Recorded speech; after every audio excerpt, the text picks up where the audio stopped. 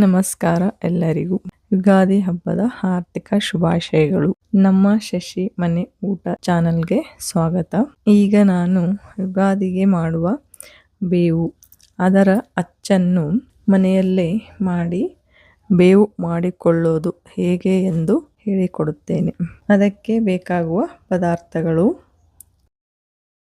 ಒಣ ಕೊಬ್ಬರಿ 4 ಸ್ಪೂನ್, ಕಲ್ಲಂಗಡಿ ಬೀಜ 1 ಸ್ಪೂನ್, ಏಲಕ್ಕಿ 1 ಸ್ಪೂನ್, 10 ಪೀಸ್ ಪಿಸ್ತಾ, 10-15 ಪೀಸ್ ಬಾದಾಮಿ, 1.5 ಸ್ಪೂನ್ ಗಸಗಸೆ, 10-15 ಗೋಡಂಬಿ, ಸ್ವಲ್ಪ ದ್ರಾಕ್ಷಿ, ಒಣ ದ್ರಾಕ್ಷಿ, 1 ಸ್ಪೂನ್ ಸೋಪು.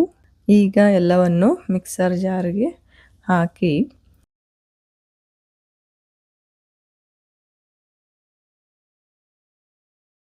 ಸ್ವಲ್ಪ ಪುಡಿ ಮಾಡಿಕೊಂಡು ಆಮೇಲೆ ಸ್ವಲ್ಪ ನೀರು ಹಾಕಿ ಸಣ್ಣಗೆ ರುಬ್ಬಿಕೊಳ್ಳಬೇಕು. ಈಗ ಬೇವಿನ ಅಚ್ಚು ರೆಡಿಯಾಗಿದೆ.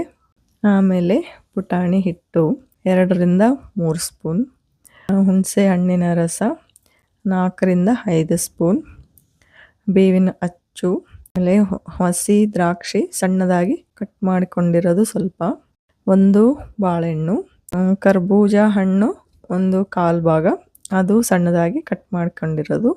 ಈಗ 1 ಬೋಗಾಣಿ ತೆಗೆದುಕೊಂಡು ಅದಕ್ಕೆ 4 ಗ್ಲಾಸ್ ನೀರು ಹಾಕಬೇಕು. ಆಮೇಲೆ ರುಬ್ಬಿಕೊಂಡ ಬೇವಿನ ಅಚ್ಚು ಹಾಕಬೇಕು. ಆಮೇಲೆ ಹಣ್ಣುಗಳನ್ನು ಹಾಕಬೇಕು. ಪುಟಾಣಿ ಹಿಟ್ಟು ಹಾಕಿ ಆಮೇಲೆ 1 ಗ್ಲಾಸ್ ಸಕ್ಕರೆ ಮತ್ತು ಸ್ವಲ್ಪ ಬೆಲ್ಲ ಹಾಕಬೇಕು. ಆಮೇಲೆ ಹುಣಸೆ ಹಣ್ಣಿನ ರಸ ಸೋಸಿ ಹಾಕಬೇಕು. ಲಾಸ್ಟಲ್ಲಿ ಮಾವಿನಕಾಯಿ ಗೀರಿ ಸ್ವಲ್ಪ,